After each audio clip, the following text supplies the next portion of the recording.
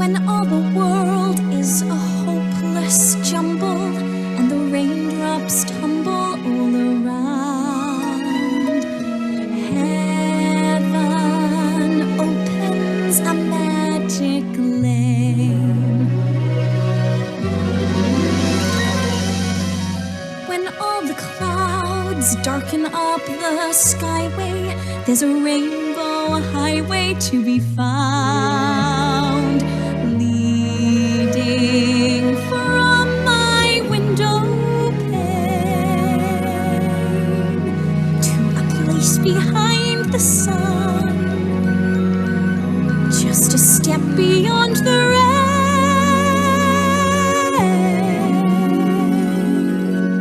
Somewhere over the rainbow, way up high, there's a land that I've heard of once in a lullaby. Somewhere over the rainbow, skies are blue, and the dreams that you dare to dream really do come true. Someday I'll wish upon a star and wake up where the clouds are far behind me, where troubles melt like lemon drops away above the chimney tops. That's where you'll find me. Somewhere over the rainbow, bluebirds fly. Birds fly over the rainbow. Why then, oh why can't I?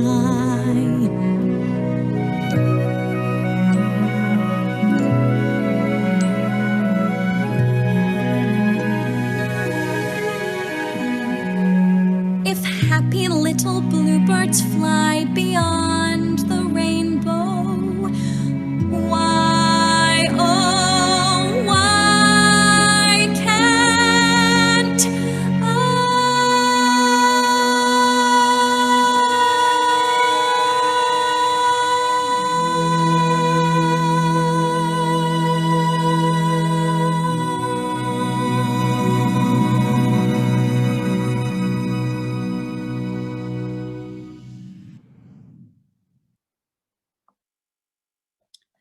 Good evening, everyone, and welcome to a special event, Making Life Good, for the start of Foster Care Fortnight, being held jointly by Quorum and Fostering Network, and with our special attendance tonight by Josh MacAlister, who is leading the independent review of children's social care. So tonight is a webinar format, and we are going to therefore not expect you to be coming on camera, and you will have the opportunities later to ask questions and discuss with a panel of specialists and experts via the Q&A function. The event is being recorded, and you will have to make your own cup of tea and adjust your own sound. So it's my privilege tonight as Chief Executive of Quorum to host this event and convene it as we examine the past, present and future of foster care. We're doing this as part of two things, the Quorum Voices Through Time programme, which is digitising our historic records as the birthplace of children's social care in 1739, when children were presented to the then Foundling Hospital and had 5 years of foster care before entering the residential school and being supported into adulthood. And our colleagues, Kevin Williams, Chief Executive, will join us in a little while from Fostering Network, which of course champions and develops foster care supporting foster carers, and will present later some of the extraordinary and wonderful findings from their new Mockingbird programme. So it falls to me first to welcome our social historian, Carol Harris, to give you a brief introduction to the origins of foster care. Carol. Thank you, and good evening, everyone. I'm going to quickly just go on to show some slides. There we go. And I'm going to talk about fostering a checkered past, as it were, I think is a fair way to put it. And hold on, if you just bear with me a second, I will try and put up my first slide. Okay, thanks, David. Yeah, fostering, well, an early example of foster care, Moses, seen here in this painting by William Hogarth, being presented to Pharaoh's daughter, rather, in the biblical story.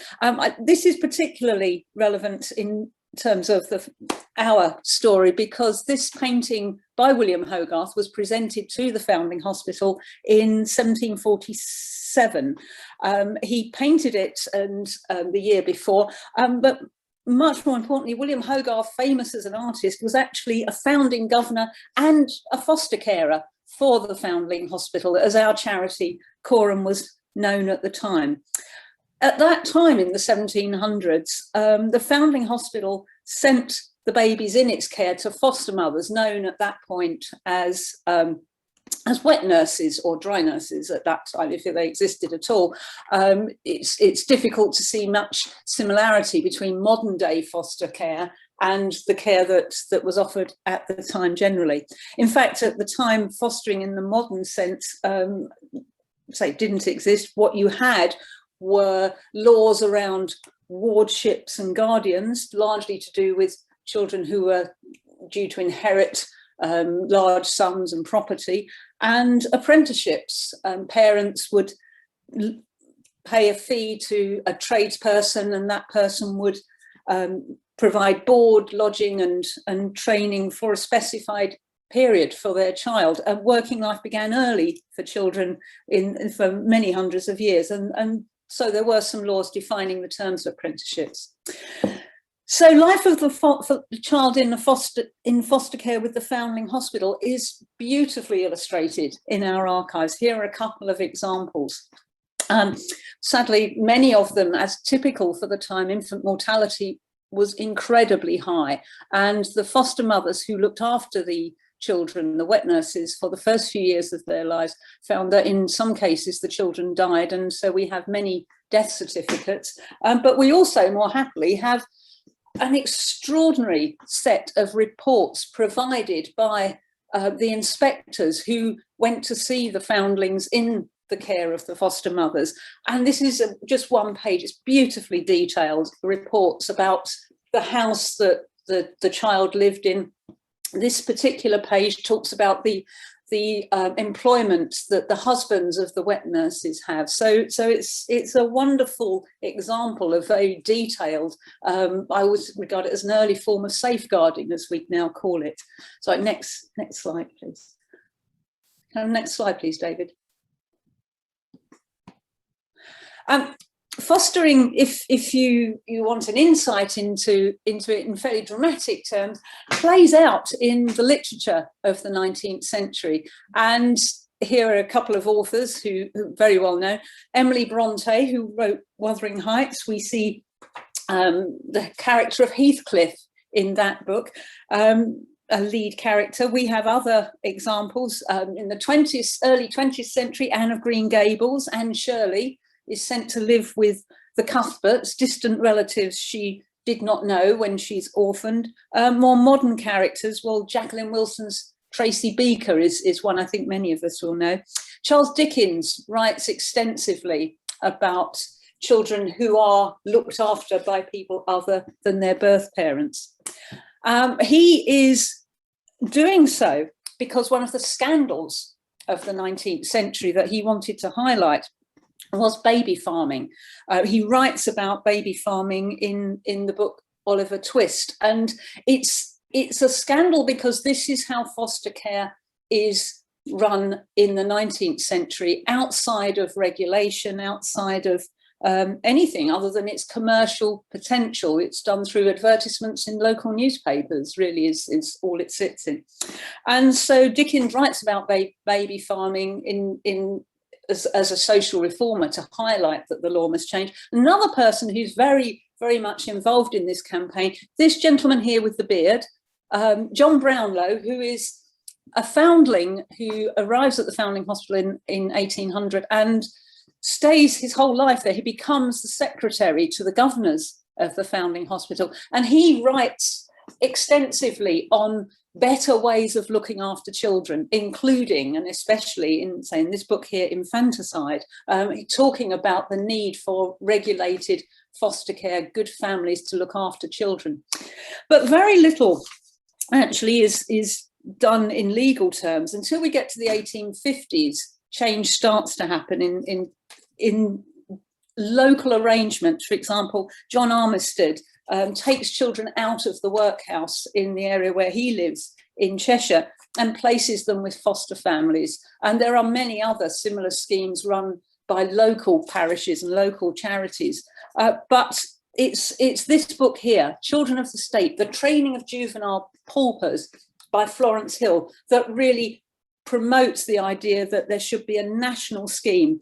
She argues in that book that fostering is far better than the workhouses, which are the worst option for children. Workhouses were deliberately harsh to deter people from going there, and children were no less harshly treated because they were children. So Florence Davenport Hill uses the lead scheme, the Cheshire scheme rather, of John Armistead, and shows how not only are children better looked after with better outcomes in foster families as they are in Cheshire, but it's also no more expensive than it is to put them in the workhouse. So it's a key moment. In 1870, the Order of the Poor Law Board concerning the boarding out of pauper children is passed. This is the first national scheme for fostering children. And it's really a key element that, although it's from Florence Davenport Hill in the 1860s that this recommendations, many of the recommendations that we now recognise come in, it takes so long for the changes to happen. This lady here, I'm sorry, they all look so glum, but I'm sure if this is because of when you took the photos, when this photo was taken, you took so long to take the photo. Everyone used to look very glum in it. But this is Frances Fisher. She was one of the foster mothers for Coram, for the Foundling Hospital for many years. And these are her foster children in East Peckham in Kent. This time it's called boarding out, and in the 19th century onwards you begin to get more interest in it as a system. In 1911 there are new reforms that mean more children can be fostered, and in 1926 the Adoption of Children Act gives a comprehensive legal framework for adoption and fostering in England and Wales, the first time really that it has happened on that scale, and adoption and fostering become the responsibility of local authorities. So it's an end to the newspaper adverts, if you like. World War II means across the world, millions of children are displaced and lose contact with their parents. In the UK, the most extraordinary, massive fostering programme is brought in under the National Evacuation Scheme, as it's called. Over 1 million children live with their foster families as evacuees for the duration of the war, so for many, many years. The Cambridge Evacuation Survey is just one of many studies that go into looking at the effects, because by this time we're becoming aware that children need more than just their physical needs looking after. So in 1946, the Curtis Report is set up, and it recommends sweeping changes in the way children are looked after. The Foundling Hospital, or Thomas Coram School as it's known by then, you can see here on the left, that is closed, and the Thomas Coram Foundation for Children opens in 1954, and this is the headquarters, nowadays the Foundling Museum, but at that time the headquarters of the foundation. And so we as a charity become a pioneer in fostering and adoption work. It's the first fostering agency of its kind in the UK. New laws reforming the boarding out regulation change and broaden the criteria defining a suitable home for the first time since the national scheme was introduced in 1870. 1974, the National Foster Care Association is set up, and that again is a first in that it's campaigning for better support and recognition for foster carers. Shortly after, education and training in foster care is published, and this is a report that looks for the first time at the need for specific training for foster carers. A few years on, 1980, British agencies for fostering and adoption are founded for organisations and individuals interested in adoption and fostering. And since 2015, that has been part of our charity in the Coram Bath, as it's known. And then in 1988, the Foster Care Charter is published, outlining the way, as it says in its introduction, a good fostering service should be run. So a really quick whiz through it all. Thank you very much. Thank you very much, Carol. I do think that's an extraordinary overview, and so much that we have forgotten. What we do recognise within our records is that the voice of children is missing. So throughout all of those records, in the 18th, 19th and early 20th century, the voice of the child is absent. And one of the biggest shifts in our modern day arena of children's services has been to place the voice and experience of the child at the centre. You saw on the introductory slideshow some of the key findings from our What Makes Life Good survey summaries produced by Coram Voice as part of the Bright Spots programme and in partnership with the Rees Centre. And young people in and leaving care tell us overwhelmingly of the positive difference that foster care has made in their lives. To build that, to bring that front and centre of our debate today, I bring to you the voice of Jay, who was the winner in the Coram Voice Voices Creative Writing. And you can join us on the 14th of July for this year's award ceremony. Please hear from Jay.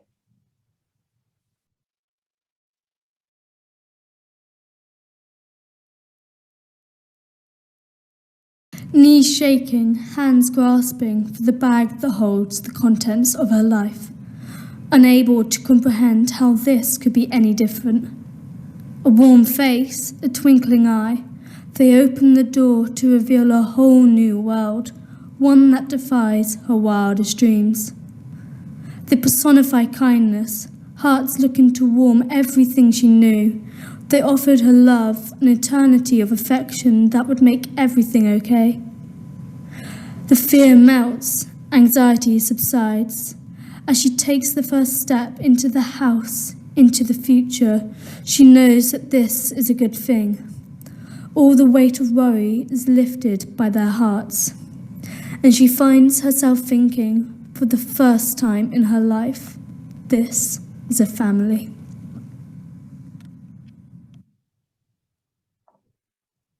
Thank you very much to Jay and to Coram Voice that make the Voices competition so important to so many children and young people in and leaving care. So it's my pleasure now to introduce to you Kevin Williams, who is the Chief Executive of Fostering Network, to talk to us about what foster care means today and the kinds of challenges perhaps that we face for the future. Over to you, Kevin. Thanks, Carol, and good evening, everybody. I want to go back to the post-war 1940s, 1950s, 1960s, where the vast majority of children in care were in residential care, in large children's homes. National charities, were called national children's homes. And so the history is one where there was fostering, as we've heard, but actually when the state intervened in family life, it was felt better that we didn't replace in families, but we used residential care. During the 1970s, we saw pioneers like Nancy Hazel really challenge this concept, and they developed fostering. And in Kent, the development of the Kent Family Placement Service was an innovative project which was placing teenagers in foster care. the challenge for that service, and one that I think really continues today in some of our practice, is that social workers had to prove the need. So they had to talk about the challenges that young people faced rather than focusing on young people's strengths. And that history of a scheme where you looked at the challenges that young people faced continues today. And too often when we see referrals into foster care, we see those negative aspects of children's behaviour rather than a rounded picture of their fuller needs. Following the 70s, we have probably the most important piece of legislation that we still work with today, the 1989 Children's Act. In 1989, there was said to be a consensus around the Children's Act, and by and large there was, but academics like Lorraine Fox-Harding really identified that the Children's Act was a mixture of different pressures. So she identified 4 pressures that existed: the laissez-faire and patriarchal, which viewed limited state intervention and non-intervention in children's lives if it could be avoided. Another pressure in the Act is around state paternalism, where it says the state does need to intervene to protect children. We also saw some challenges between the defence of birth family, the parents' rights, versus children's rights. And as Carol has said, we now place children's rights very much at the centre of our work. Issues for foster care today, I could talk about for hours, but actually I think it's probably more important that you hear from a foster carer. So I'm going to hand over to Afia Chowdhury. Afia is a foster carer from Tower Hamlets and a past winner of our President's Awards. And Afia will talk to you about some of the challenges that she faces and some of the successes of fostering today. But before I hand to Afia, I just want to make the comment that fostering is often seen as a short-term solution to children entering the care system. What we know is large majority of children entering the care system need permanence. And increasingly, we need to know that permanence is there for children in care and that they can remain with a single foster carer for the duration of their childhood. Over to you, Afia. Thank you, Kevin. Good evening, everybody. My name is Afia Chowdhury, and I've been a foster carer for the last 16.5 years. I can say that my journey so far has been extremely challenging, but also hugely rewarding too. I actually found out about fostering quite by accident 22 years ago from a neighbour of my mother's. It really struck a chord with me when I found out through research how many children needed homes, and that there was also a national shortage of foster carers. There was also a shortage of ethnic carers, and I felt that I would be able to help. I kept thinking that I was so lucky having 2 wonderful parents that loved and cherished me, and I was able to live with my siblings every day. I could not imagine my life without them. But at that particular time, I was a mother of 4 young children and felt it was not quite right for me to start my application. As soon as my youngest started full-time school, I decided to pursue what I had been thinking for the last 4 years. It was a hard decision and a lot of self-reflection, as I did not want to neglect my own children. So far, I have fostered 27 children of all ages and backgrounds, but they all had something in common. They needed love, warmth, understanding, stability, and a family who did not judge why they were in care. My own boys have been wonderful too, sharing their parents and their home, and I could not have come this far without their support and understanding. I started as a short-term foster carer, but for the last 10 years, I have been a long-term foster carer for sibling group 3. I can't imagine my life without them, even through the challenges I had faced with them. They have become a part of my family, and hopefully will stay with me until they reach adulthood. All the children who have come through my doors have touched my heart, and I have wonderful memories that I will always cherish. I am extremely passionate about fostering and always encourage others to think about it too. That is why I became an ambassador for my local authority. I frequently go out and spread the idea about fostering and what it involves, as I think only foster care can truly explain to others what it is really like. We are doing the job 24/7. I also regularly co-facilitate the Skills to Foster group, and I am a mentor for new foster carers who have been newly approved. I am vice chair of our Foster Carers Association and also an independent panel member for another local authority. Alongside recruitment, retention is just as important. What is being done to get the carers who have made life changes in order for them to be able to look after our vulnerable children?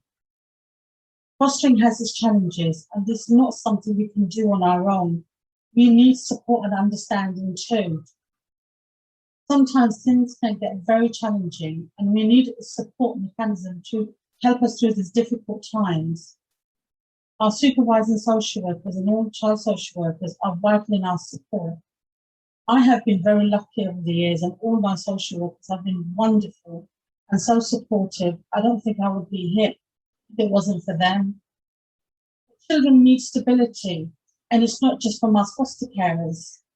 Many of my colleagues have had children whose social workers have changed, sometimes 3 times a year. The turnover of social workers and why this is happening needs to be explored. Support around allegation is also very important. Many carers feel they're left out alone during this time. This is actually a time when we need support the most.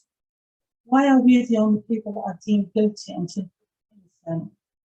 Due to some allegations, our children who have sometimes been with us for many years are taken away and are left in the dark sometimes until someone decides to come and tell us what is happening.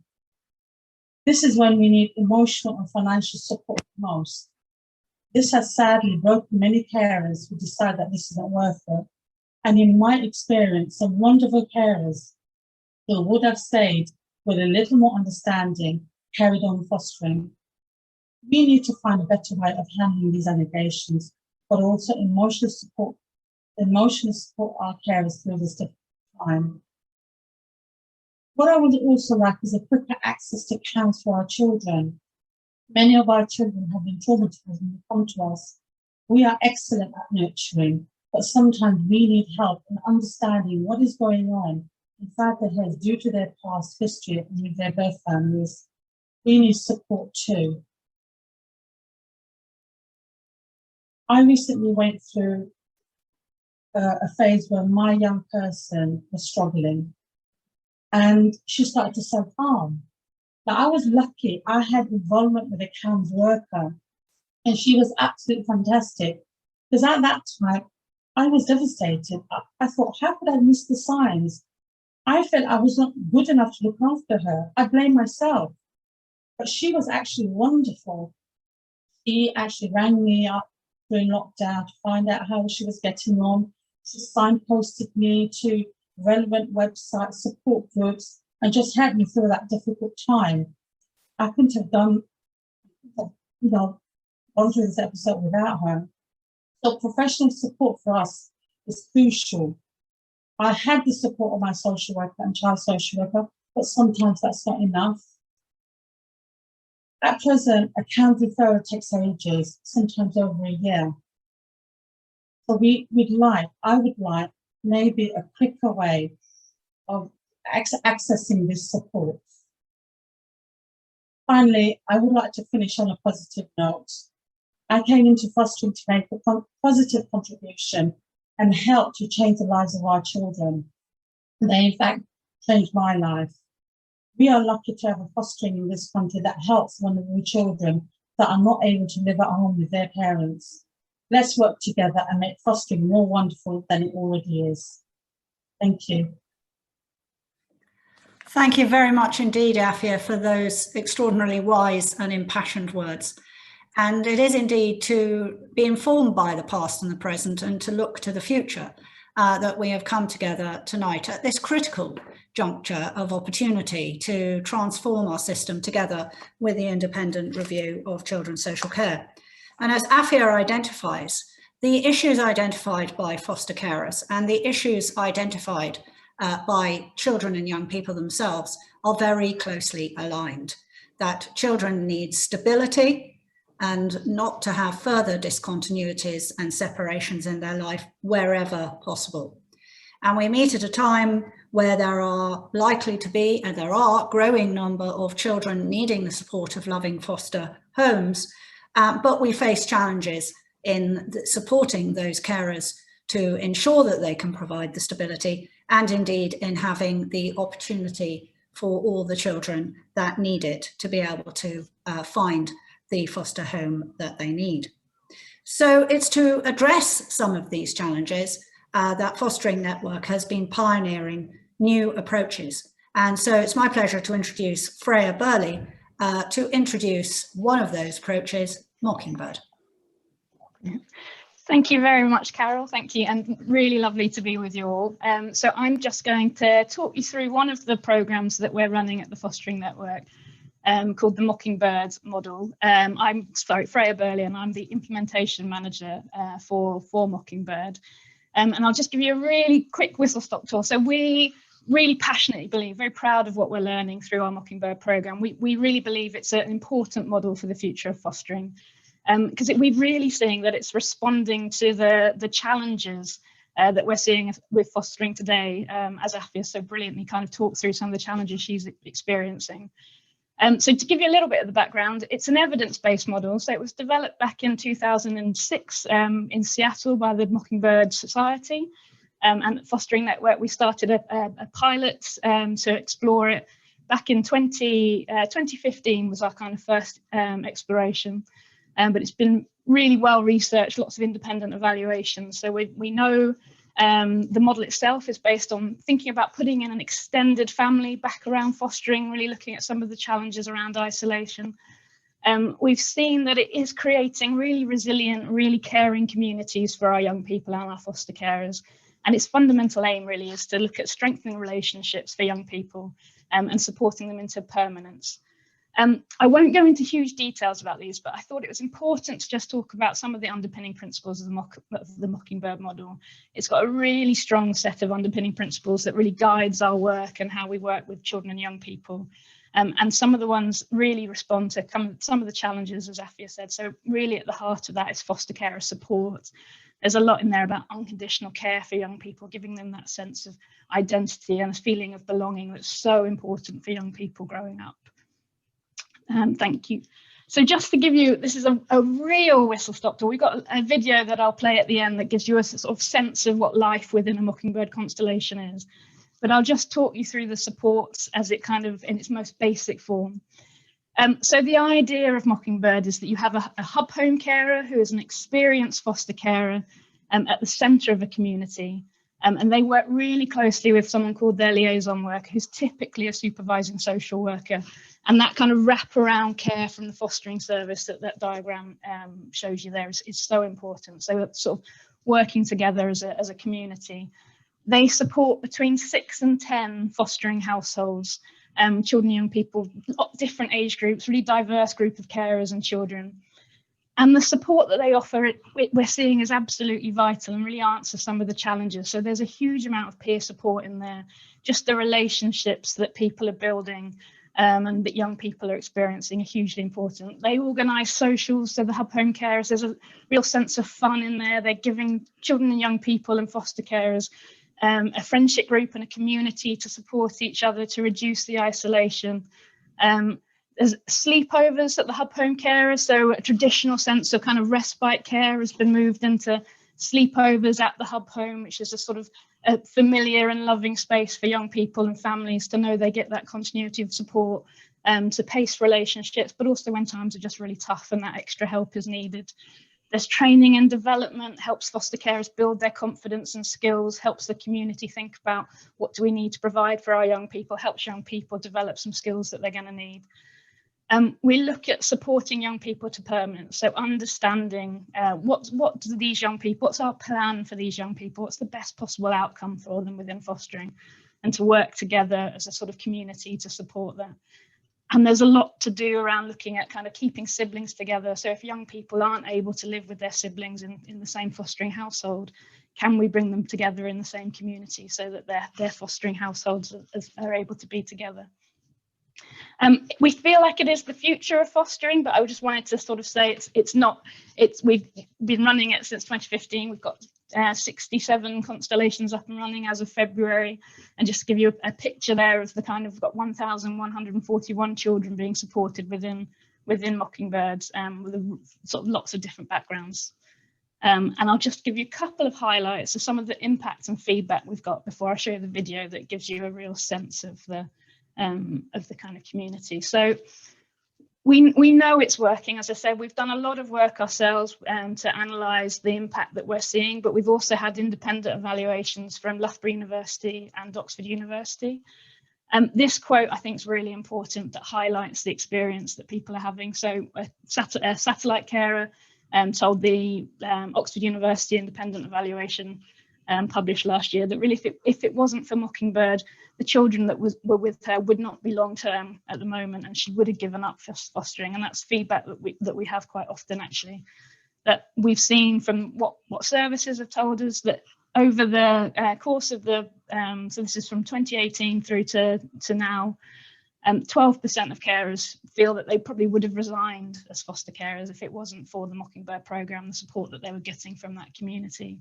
And we've also been told that 1 in 5 placements, there's a sense that they would have broken down if it wasn't for that sort of support and the community around them. When we're looking at why that's happening, we've seen that actually the foster carer support goes hand in hand with the placement stability for young people. So it's the support that we're offering to the fostering households that support young people into those permanents and strengthen the relationships for them and their experience of foster care. So I've pulled out a couple of highlights that we've seen are making a big difference. So the way that sleepovers are supported within Mockingbird, it's the right support at the right time. Looking at the feedback we've had, so we had 87% rated the respite and short-term break within Mockingbird as good or excellent, and that compared to just 37% that weren't part of Mockingbird in our last State of the Nation report. And that's a big factor in, actually carers feeling that they've got that community around them, they've got support for them. We also know that foster carers are hugely important for young people, and their kind of advocacy and their love and support for young people is really important. But they need to feel part of the team around the child. And we've heard from our carers within Mockingbird that they do have increased sense of being treated as equals within that team around the young people. And that there's a sense that Mockingbird supports foster carers to work collaboratively with social workers and professionals. And then the final bit of impact, just to sort of pull out, just to sort of see why we're so sure this has a place for fostering in the future.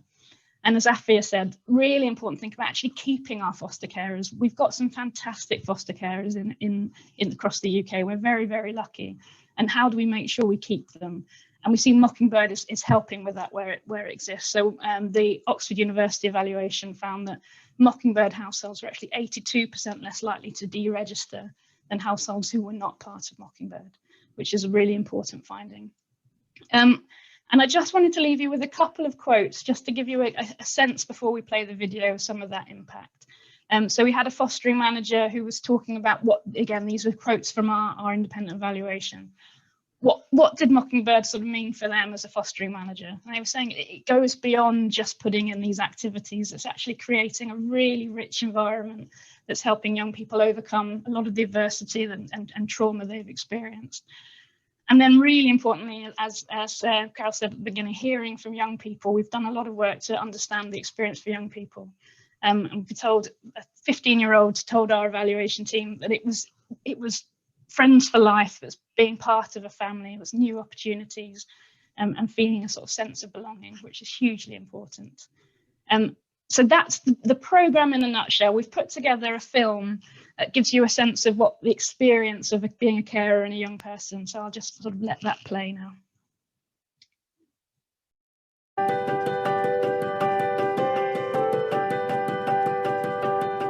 So the Mockingbird programme fits in really well with the Fostering Network's overall strategy to improve foster care to make it the best it can be. It's an innovative way of delivering foster care, created around the premise of a village to raise a child. It's centred around a hub carer, a very experienced foster carer who supports the rest of the constellation. and they provide a wealth of experience to between 6 to 10 other fostering families. The hub carer acts like grandma or grandpa would perhaps within an extended family. We all treat each other like family, so we're all aunts and uncles, so to speak. And a lot of them are new carers and they haven't got the experience, so they'll ring up and ask advice. You've got someone there that's got your back all the time. We've been really lucky. And so I haven't known Donna long before the hub. It's lovely. It is like an extended family. So we ask every constellation to do kind of one big social every month as a minimum. Often that's at the hub home, sometimes that's out and about. The real joy of that is we're hearing from young people that they're making real friendships with all the young people in the constellation in a similar circumstance to them. They're just quite normal socials. Mockingbird is like we're all a family. If it's really run well, families can really rely on you when there's trouble, because when you're a foster care on your own, it can be a really lonely place. It's never easy. There's always a challenge. We're always there for the foster carers as well as the children. So we're like a big family.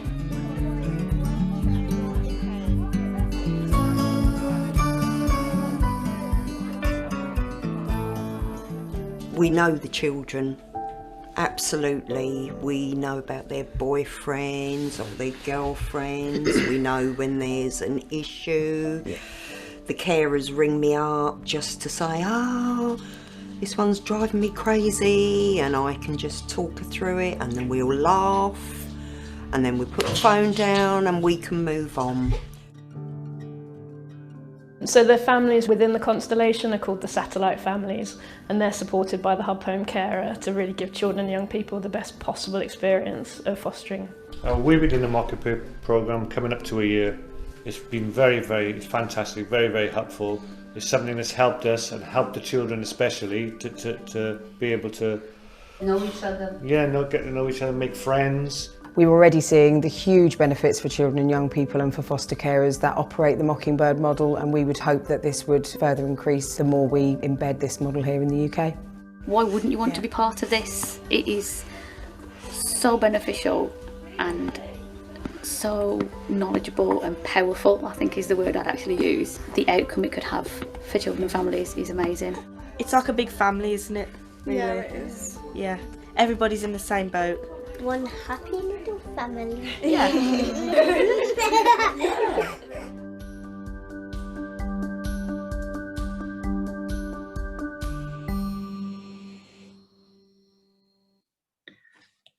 So thank you very much to Freya and to all the families that participated in that Mockingbird film, giving us a glimpse perhaps of what foster care for the future at its best might look like to address the challenges. And I'm going to give Josh MacAlister one more minute to consider his response to what he's seen and to update us on things now. But first of all, I was going to ask Carolyn Hamilton. Professor Dame Carolyn Hamilton leads Quorum International, which is looking at children's rights worldwide. And I thought it might be useful as we step back to look at the past, present and future, to ask you, Carolyn, one big question, which is, what does the rest of the world make of us? And what do you reflect on the journey that you have just seen? It's been really interesting, particularly looking at Mockingbird.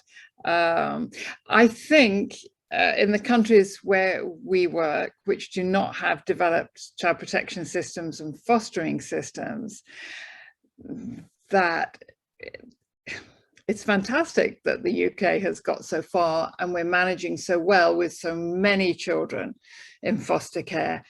There is, of course, for most of the countries I work in, two main issues. One, of course, is cost, but the other has very much to do with trust. So while people will be trusted to foster, and it's socially acceptable to foster a family child, it's not so in the case of a non-family child, a stranger's child. And neither the community think it's particularly socially acceptable, and the authorities don't really trust people to foster, and they would rather keep children in residential care. So I suppose we're way back in those countries, back at the starts of the fostering journey. The issue of cost is a big one, not just so much the cost that there would be to the equivalent of the local authority, but there's an expectation that people will do this out of the goodness of their hearts. Whereas in fact, the cost of another child, when you have to pay education costs and health costs, food, equipment, all of that, it's really not affordable. So they've got themselves into this very difficult situation, which is really impeding fostering. So I think a lot to learn from the UK. Thank you, Carolyn. And Carolyn will be available to join us if people wish to ask questions about the international comparator. But Carolyn raised a really important point there, which is what is the public attitude? And to inform perhaps Josh in his review of independent social care, Quorum commissioned a public attitude survey to ask people what were the attitudes to care. And you'll find those findings on our website. But what was extraordinarily interesting was the public have a keen understanding of the challenges that children need to overcome through their care experience and through foster care. And what's more, the vast majority of the public support the idea that there should be more support available, particularly for children and young people as they leave care. So Josh, I'm over to you, and ask Carolyn to go off camera so that, Josh, we hear from you your reflections to that journey that you've just heard, and to lead us in to a Q&A in a few seconds. Thanks, Carol. I don't know about a Q&A in a few seconds. I might take a couple of minutes, but it's been absolutely fascinating to listen to everybody this evening, and great to be here and to celebrate the work that foster carers, foster parents do right the way across the country as one of the pillars of children's social care in this country. The review that I'm leading is asking a really big question, which is how do we ensure that children can grow up in safe, stable and loving families, and where that's not possible, that care can provide those same foundations.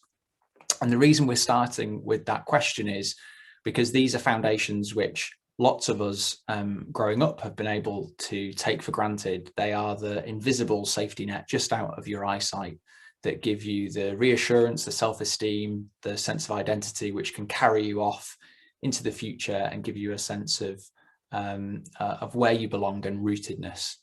And that for children growing up who don't have that, or have those foundations but they're shaky, it can change absolutely everything. And you as foster carers know that better than anybody.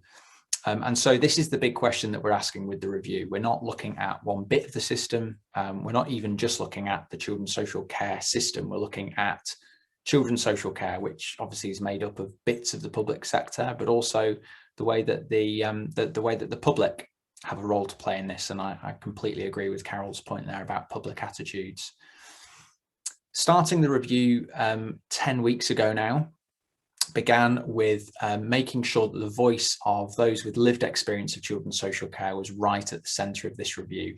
The review is going to last 12 to 15 months. It's got a lot of terrain to cover, but these are really urgent and important questions that as a country we need to answer and do a better job of helping ensure that we raise children who've got that safety, stability and love as those foundations. And so when we started 10 weeks ago, one of the first things we did was to bring onto the team a board, an experts by experience board, which includes foster carers as well as kinship carers, adopters, care experienced adults, young people currently in care as well, to make sure that the voices and views and life experiences of those who've been on the receiving end of children's social care are the group that we start the review with. What is their experience of children's social care, and what are some of the issues that we need to address, and what can we do to improve it for the future? And we've heard from already in the review lots of foster carers. They've picked up on a number of the themes which Freya was mentioning earlier, which is good to hear that some of these issues are being repeated, because it gives us a sense that maybe we're onto something. And over the course of the remainder of the review, we will continue to engage with people who've got lived experience, as well as professionals working in children's social care as well. The first step is to set out the case for change. What is it in children's social care that we urgently need to focus our attention on? And the review won't fix every problem in children's social care. It will be focused on the underlying major issues that we need to address and improve. And we'll be setting those out in our case for change document in the coming weeks. We'll share that very much with the intention of asking people to give us feedback on whether we've missed or misunderstood anything. And we want to do that so that we can get into a dialogue with people about the issues that we've identified, and then crucially move into the stage of the review where we start to ask people the big questions about what we need to change and improve in the future. And so there'll be lots of opportunities for all of you to engage in that process in the coming months, and I'll share the website link with you in the chat function following this, or maybe David might be able to do it before I'm able to get to that point. A few reflections based on what I've heard from everybody this evening that I think are very relevant to the review. The first is really an obvious one, which is that fostering really is a pillar of children's social care, both in terms of the numbers of children who are looked after by foster homes, by foster carers and foster parents, and the tremendous sense of safety and security and long-term love that they can provide for children who've had extremely difficult, challenging, upsetting childhoods.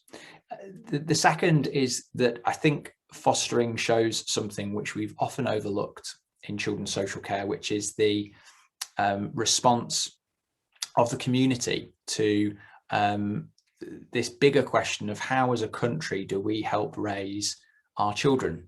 And I think, you know, somehow as a country, we've slightly lost that sense of mutual obligation to one another to help raise the next generation, and see that we've all got a role to play in that.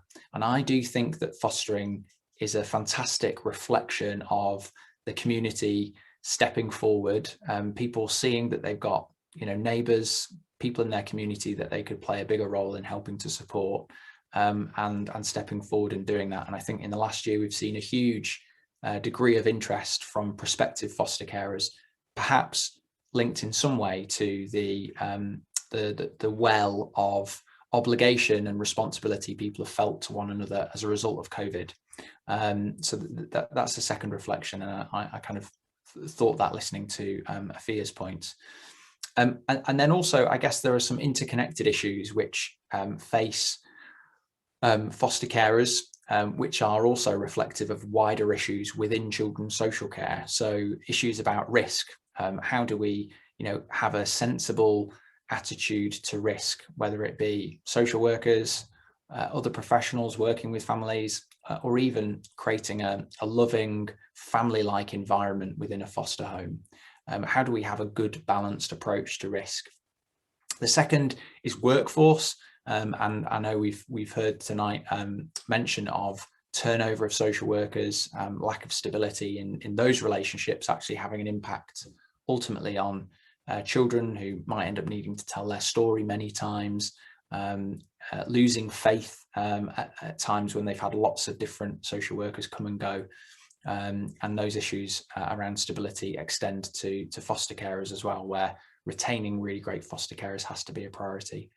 And then finally, on some of these reflections is relationships. You know, the relationship between social workers, people who work in the core part of children's social care, so not just social workers, but also police, health, schools, and the voluntary sector, making sure that time is created so that the really important work can be done to build strong connections and understanding and get past some of the stigma and barriers of the work, and then create that space to do the work that people have come into social care to do, but also to meet the needs of families and children who have these professionals and volunteers and carers show up for them, is hugely important.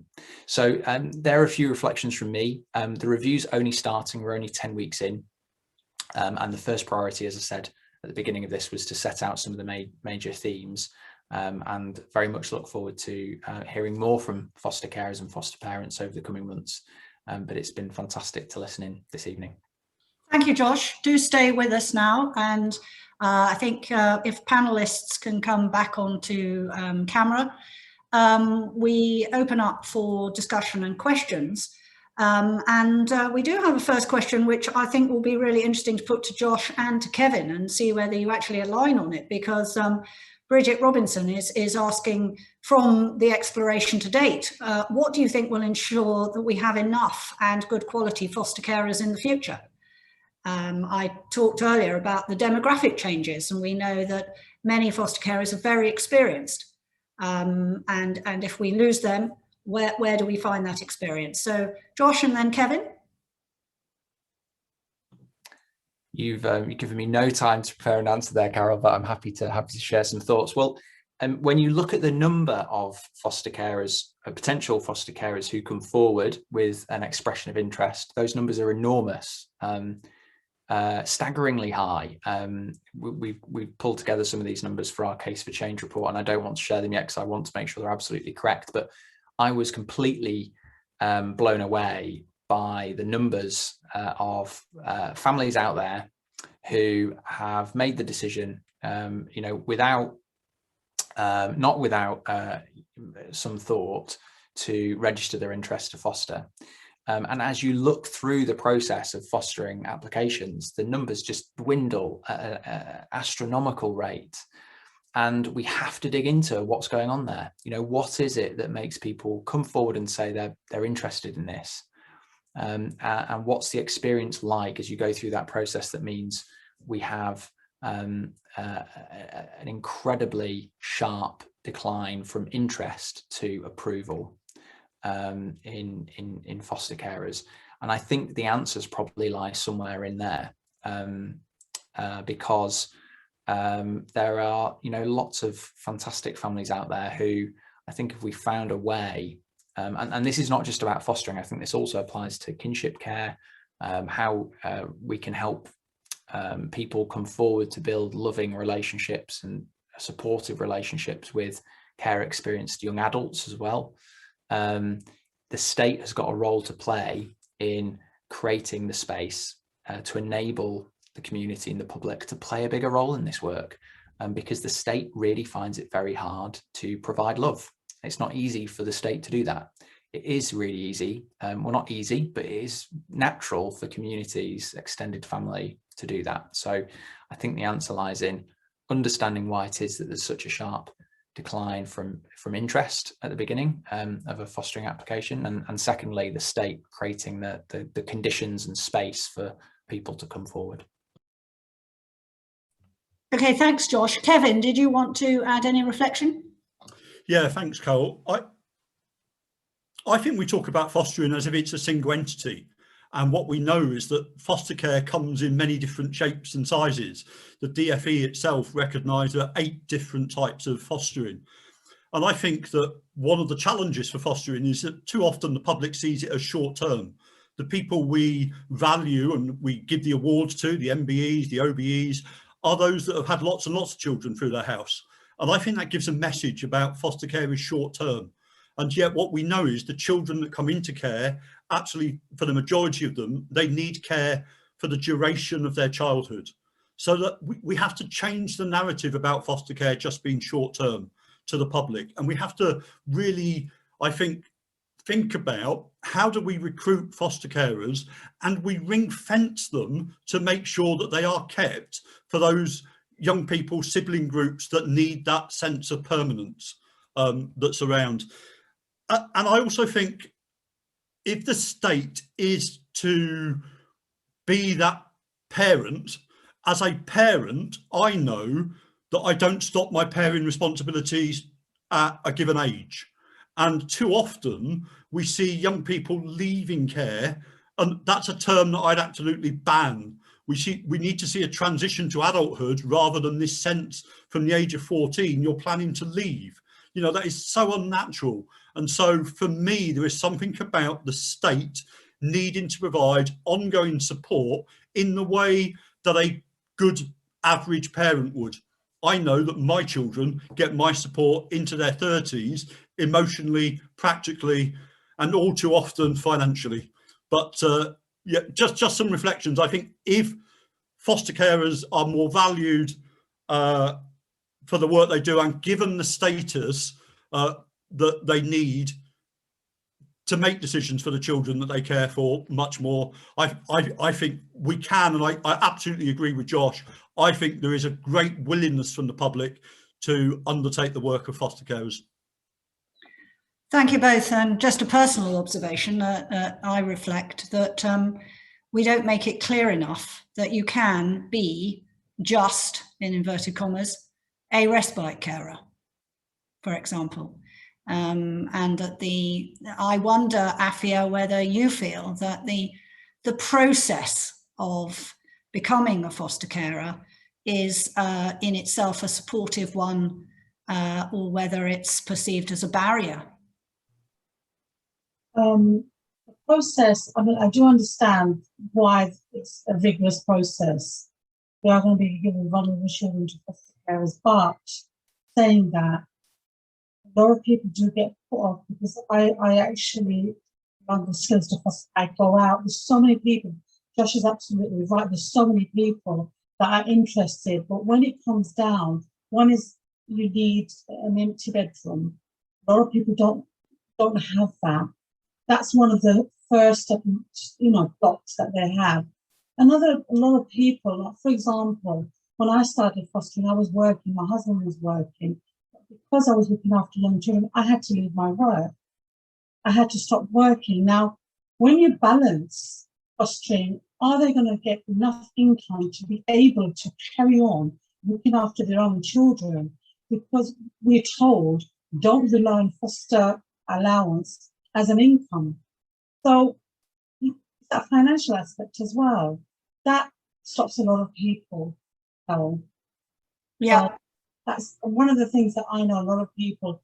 I remember there was a lady, she was a nanny, but she goes, if I can't do my nanny job and become a foster carer, I'm not going to get enough. So yeah. I think that's right, Afia, and there is work, certainly Quorum in the new innovation incubator is trying to look at how we could provide new types of housing solutions, specifically to address the point you're saying about bedrooms. So many carers, might actually have room in their heart, but they don't have room in their home. And equally, there are those with room in their home and room in their heart, but they are only able to do one part of the job, perhaps for one child. But I feel that we don't necessarily align that well. You either become a local authority foster carer with the full whammy of expectation or nothing. And for many people, that means nothing. And that seems to me to be a great diminution of the pool of support, as Josh is saying. There's another question come in from Gina Charlton, Afia, which I think is a response directly to your point about the, and indeed in the video, about increased support from professionals. And this is from a child and clinical psychologist. Interested to know how they might best help in the future. Because we all know that in relation to access to CAMHS, even if investment were no object, the period and process of increasing that capacity is going to be very challenging. So how could child clinical psychologists or other professionals around foster carers and children best help, do you think? When I put in about CAMHS, my main concern was the length time it takes for a CAMHS referral. And I can speak from experience, my youngest got just diagnosed with ADHD. It took him 3.5 years. actually that actual process of him getting on, people actually believing me, there's, you know, I need help, there's something not quite right, to actually be diagnosed, and it was just before lockdown. And to get a kind of referral, it takes ages. So once you get that referral, actually, they're absolutely brilliant. You know, I've had the best support from them. It's that length of time, Carol. This is the frustrating part for us carers. You know, waiting, telling our social services we need support, my child needs support. Like I said, we're fantastic at looking after them, but sometimes we just don't know what's going on. So that was the reason why I mentioned that today. Thank you, Afia. And of course, we all recognise the issues to do with the timescales to CAMHS. And I think what I was trying to flag up was that even if we had an unlimited checkbook immediately, it takes how long? 7 or 10 years, Gina would be able to tell me, to become a qualified clinician. And so the capacity, and government is investing quite heavily at the moment. So I do wonder whether we can find again something between all or nothing, because what seems to happen is you either get all, and wonderful people like Gina, or nothing. And I think that's a little bit of perhaps of what Gina is searching for, which is, you know, how could we ensure that there is more sharing of wisdom and expertise as well as that pathway, because the pathway actually in theory exists. So children in care are supposed to have an accelerated pathway. It's also, of course, a grave issue for children who are adopted, whose issues do not go away the day they are adopted. So we haven't got an answer, but a very important question. I'm sure that Josh already has that one in front of him. And of course, we work in consort as foster carers and as organisations and advocates and so on, in consort with the local authorities. And there's a question, I can't quite see the name, it's just coming up as S, but there's a question here around how Mockingbird ties in with local authorities. Do they welcome the Mockingbird model with open arms, Kevin and Freya? Do the local authorities themselves reach out to Mockingbird? What are the benefits to the local authorities that you know, are so vital to that, to the creation of that capacity and support? I don't know which one of you wants to take that. Kevin, do you want to start and hand on to Freya if it needs be? Yeah, I think Freya's probably better suited to take the question. Yeah, very happy to. So yeah, I think we, so we're working with 40 partners at the moment, and the vast majority of those are local authorities. Our first exploration back in 2015 was through DFE funding. But now, out of the 40 partners, only 7 have funding through any sort of Department for Education sort of stream. It is really welcomed. I think the services we work with, we work very carefully. We have a really thoughtful implementation process. So it's not a kind of sign up and launch your constellation. There's a lot of work to be done in the background to explore things, to look at the way that the local authorities, the relationships they have across the service and with the foster carers. It's not an instant sort of win. It takes time to build the relationships. We encourage services to launch one constellation at a time so that they can really learn how it works, understand how it fits with their culture, understand the changes that are needed. But over time, we do see our, you know, it's very exciting to see, you know, we started with one constellation in each of our services, and one of our local authorities now has 10 constellations, and they've grown that over the years, and they recognise the impact that it's having. And it's, yeah, identifying your hub home carers and setting up your communities takes time, but the rate of growth that we're seeing in our existing services is really encouraging in terms of how welcomed it is and the feedback that carers are giving. Yeah, thank you, Freya. And I think the whole question of how the social work profession itself can engage in a similar kind of model. Can we not have constellations of social workers, Josh? Could we not have the grandparent social worker in terms of the way in which the knowledge and experience of the children is held? Anyway, just a thought. And also, I love the idea that Afia is now moving through to being the grandmother to a whole, potentially to a whole range of children in the constellation. But you see, we have a situation again, don't we, with the patchwork quilt, which is a local authority that has 10 constellations, and how many local authorities have 0 constellations. And that notion all the time really, for me perhaps, which is, what is actually the child's entitlement? So as a child in our nation today, what is actually their entitlement to a consistent standard of offer, no matter which postcode they happen to be in? There was a question right at the beginning, Josh, which is are you looking UK wide, and and what approach are you taking to learning from perhaps the experience of the devolved nations, or even more widely thinking about Carolyn's point? Yeah, good question. I've answered in the answer box actually that it's just looking at England, the review, but of course informed by jurisdictions around the world, which obviously include closer to home, other parts of the UK. There are, I was speaking to colleagues at Glasgow City Council last week who've done a lot of work supporting kinship carers in a different way, some really interesting stuff there.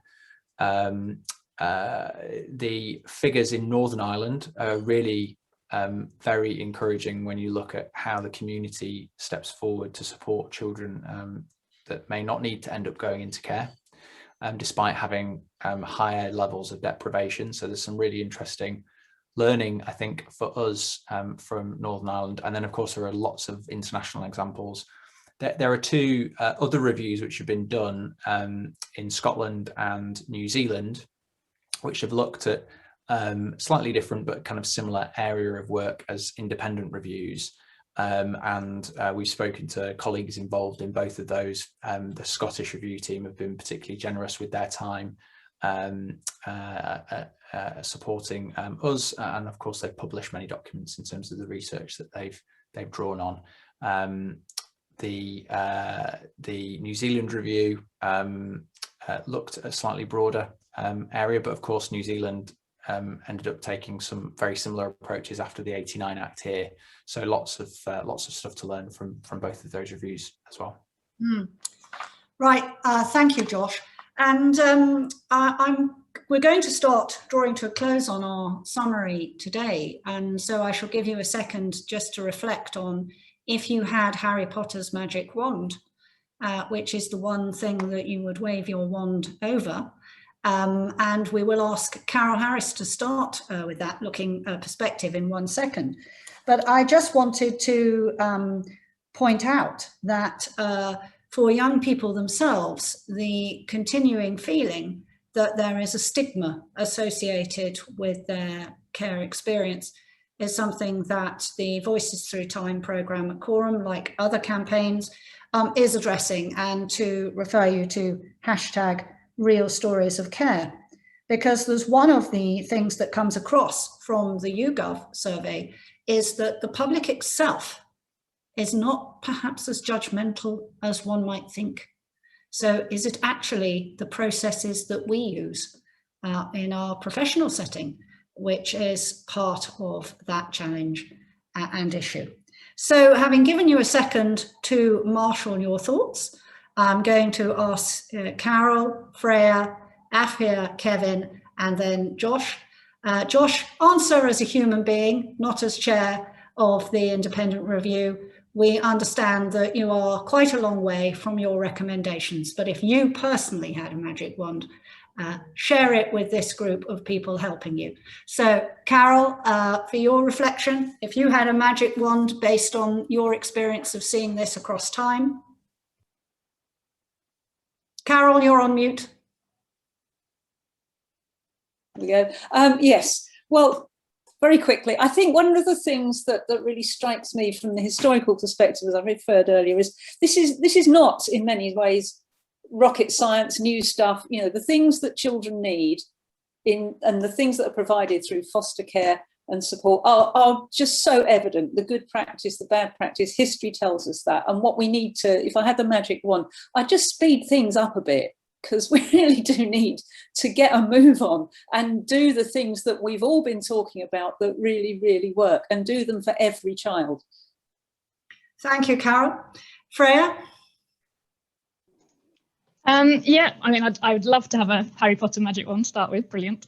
But I would absolutely, I'm very, very passionate about Mockingbird, really excited about what we've learned. And actually, I think it is a really important and viable model for kind of sustainable and creative approach to foster care for the future. So it would be very on brand, I'm afraid, but it really would be for me more access to Mockingbird. I think what we're learning is so exciting and important. So extra points from the Fostering Network on brand, very practical solution, a Mockingbird in every local authority. Afia, your magic wand? Being a foster carer, I'd like less children to care, and if they do, I love it when they go back to their families. It's a lovely feeling, and our children, they always come back to see us, but I would like them just to have that lovely ending. A happy ending. And Kevin, for you? Yeah, I'd want to make sure that every child that needs to come into care has a placement that meets their needs the first time. And that's why foster care recruitment and retention is so important. And I'd wave my wand backwards again and just stress that the state shouldn't end its involvement with young people arbitrarily by age. It needs to continue to support them. Because when we see those devastating poor figures, it isn't the care system that makes those figures, it's the lack of support in adulthood. A really important point, the theme for a whole other event with some insight Kevin Young has recently produced also around what he's called the cost calculator of care. It is in adulthood that you you reap the seeds that you have sown. So quite right, Kevin. And Josh, your personal magic wand? Would be that children entering adulthood who've been in care have got, because of the work that we've done, a loving group of adults around them in their life that are not professionals, that are there with them for the rest of their life. And I think it's a reflection really on where we're at, that for too many children, they don't have that.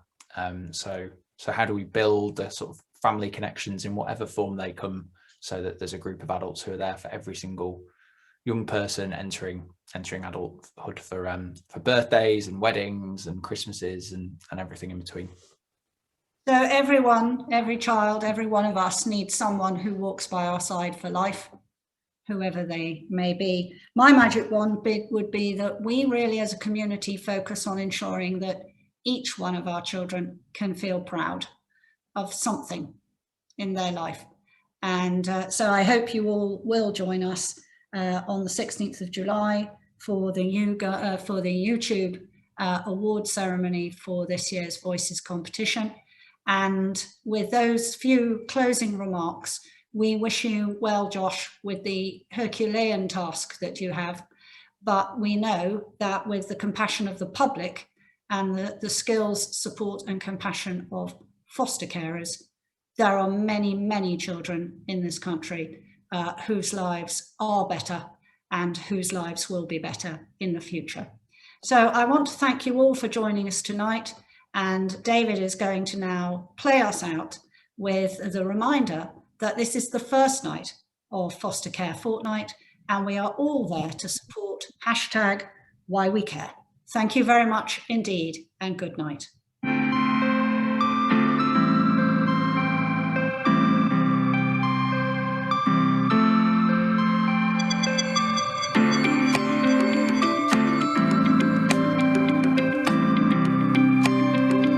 We are foster carers.